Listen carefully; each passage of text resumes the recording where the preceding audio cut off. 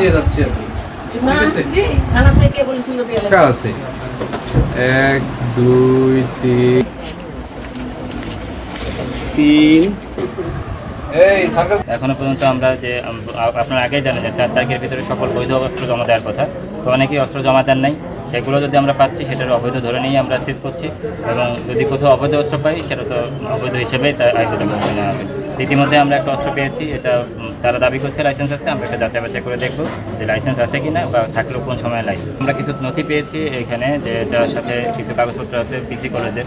এই কাগজপত্রগুলো আসলে যার কাছে পেয়েছি তার কাছে থাকার কথা কিনা, সেটার কাস্টডি রাখার মানে দাবি রাখে কিনা, সেটা আমরা যাচাই বাছাই করে পরবর্তীতে আইনগত ব্যবস্থা নেব।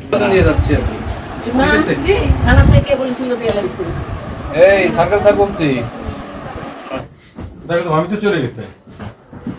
টাকা আছে 1 2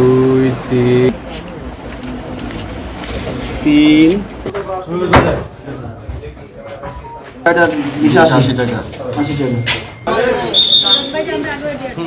এনজিওর কিস্তি প্রথমবার বিকাশ পেমেন্ট করলেই 20 টাকা ইনস্ট্যান্ট ক্যাশব্যাক।